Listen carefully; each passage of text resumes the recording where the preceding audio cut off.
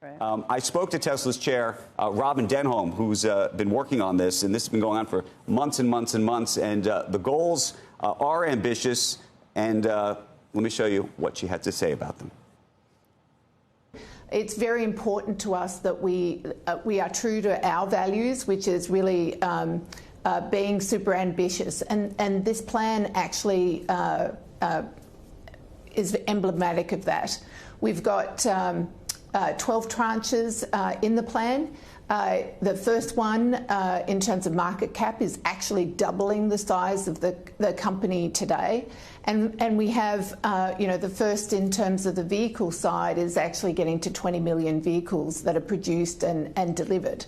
And we're only at just over 8. So to me, the plan is super ambitious. And that is what motivates Elon. So in coming up with a plan that will incent, motivate, have his time, focus and attention on Tesla, we needed to come up with a plan that was super ambitious. How realistic is the plan in your mind versus, and you use the word in the letter, aspirational goals? Yes. Very aspirational. And so, yes, is it realistic? I mean, you yourself and many others, when we put out the 2018 plan, thought that they were ridiculous numbers. And so from our perspective, it is about shooting for the moon, if you like, and really coming up with the ambition to the vision that we've put out in terms of the Master Plan 4.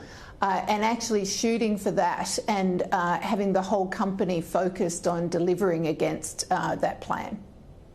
And so just so I understand the details of this plan, there are these different milestones in terms of the market cap of the company. So, for example, you effectively have to double, you got to get it to $2 trillion for the first milestone. But then, for example, like the EBITDA number has to 3x what it is today. Yes, so again, we've constructed this plan so that shareholders get outsized returns.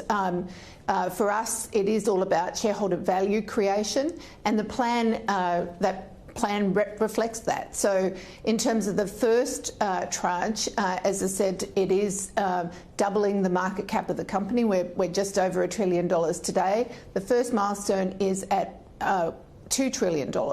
And the top milestone, if you like, the tranche 12, is at $8.5 trillion. And I am saying $1 trillion. It is a very ambitious plan. The 2018 plan was to get to billions of dollars of market cap. This plan is to get to trillions of dollars of market cap and trillions of dollars of shareholder value creation. How much of this is about incentivizing Elon as it relates to his ability to have more voting control of the company? That's something that he's talked a lot about for a long time. Yes, I mean, clearly as you're constructing a plan where you want to keep the CEO motivated and focused on delivering for the company and for shareholders, you need to delve into what motivates him. And obviously he's been very public about getting additional voting powers so that as he develops the AI products and the AI deliverables and the Optimus robots and the robots to come after that, that he wants to make sure that evil can't be done with those things. And so having some sort of voting power in order to prevent that bad things happening is a motivator for him. So the special committee obviously took that into account as we were working through what were the right goals to be setting, what was the right balance between the motivation and shareholder value creation, and what were the right milestones to be putting in place in order to actually create the right plan to lift the company and to create the most valuable company in history. And just so we understand the details, these shares are restricted for 5 years, but then they have to be held for 7.5 years. And he's only capturing the upside from where the shares trade as opposed to the way an option would work, correct? Yes, the way we term this plan, we looked at many different options and alternatives in terms of the types of tools we would use, in terms of the plan itself. And we landed on the best plan possible, which is a performance-based restricted stock award. And so how that works is that it is restricted stock, but he only gets the voting power as he hits the milestones. And then he vests in those for the first 5 tranches, whatever he's achieved in the 5-year period of time. He will vest those at the 7.5-year mark. There's a sentence which I think some people may focus on, which is the word succession, that you hope over time that you can come up with a succession plan and incent Elon for a succession plan. What does that look like in your mind? So the board takes our responsibility around succession planning for the CEO, but also for other members of the executive team very, very seriously. And we have a succession plan in place, or a plan for succession if something untoward were to happen to Elon. So that is just good governance from our perspective. But also, when I speak to shareholders regularly, succession planning does come up. And so from our perspective, putting a gate, if you like, to the last 2 tranches of the compensation plan, the 2025 compensation plan, was good governance, but also telling shareholders that we are focused on it, that Elon's focused on it. We're going to have a lot more from that interview still to come over the next 2 hours. It's worth mentioning, though, and it's something that I discussed with Robin. You know, there are lots of CEOs, and I remember talking to Jeff Bezos last year about this. You could reference a Warren Buffett if you like, too. There are a lot of CEOs who have, gotten early shares in their company. They own the stake in their company. They hardly paid themselves anything, and that was it. And the incentive was that their stake in the company would continue to grow, that they didn't need to have additional incentive in this kind of way. Right. And by the way, that's what a critic would say. What does he need to be paid anything for? He has a huge stake in Tesla already, and he should be continue to work because that unto itself should be the incentive. The challenge, and I'm going to be sympathetic to Elon in this case, is he has these sort of multiple interests, which we're seeing, right? So he's got SpaceX, and he's got Neuralink, and he's got the Boring.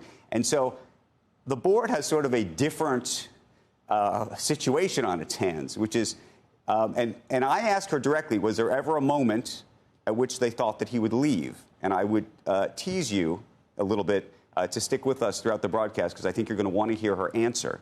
But part of what the issue here is, they're trying to figure out a way to how do you make sure this guy is focused squarely on Tesla, and they're trying to do it in a almost incentive way as opposed to some kind of contractual way or something else.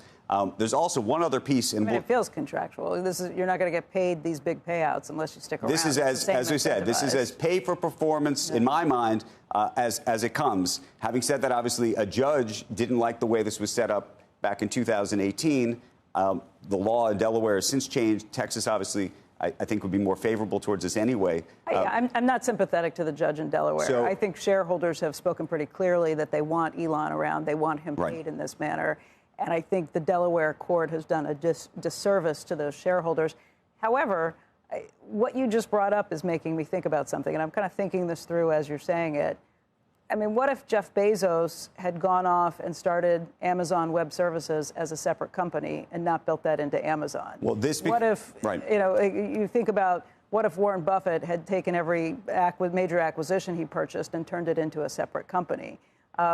Which is it's a different thing to try and keep the attention of someone who's basically like ADD, who goes off and does different things. And everything Elon does, I'm a fan of all these businesses that he's built. I think the stuff that he's done is beyond unbelievable. That's a nice segue to the other piece of breaking news this morning, which is that if you look in the proxy, there's a shareholder proposal this morning that has been included in the proxy this year, so shareholders will actually vote on it, effectively for Tesla to take an investment stake in XAI. So this goes to the question that you just asked about his various interests and also his various ability to get compensated for this. So XAI, which of course also now owns X, those two were merged.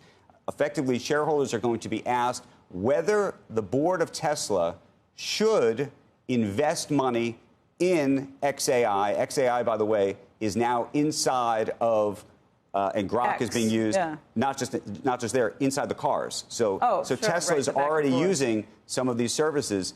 I mean, that's the only thing that's a little weird is the way these things have been spun off and done differently. Like, I don't know that Tesla shareholders would have wanted to have been involved in X or Twitter when he bought it. I think there were a lot of questions from Tesla shareholders when he brought that solar-powered company into Tesla without their approval on doing some of those things.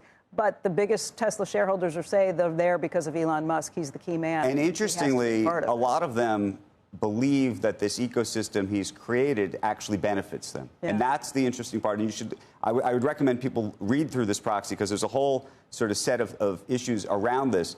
But importantly, the fact that the shareholder base is being asked whether the board should contemplate an investment in XAI. If they say yes, then it gives. So if they hadn't said yes, or if they hadn't brought this to the shareholders, if the board had decided, you know, we're going to take an investment in XAI, that would create a conflict. Right. I think it's the right way to ask. But if they say yes, I think there's a decent chance that you will see, I don't know, a full-on merger, but it would not be shocking if Tesla took a big stake in XAI. And then Which is how you would get to some of these milestones, because how do you get to $8.5 trillion?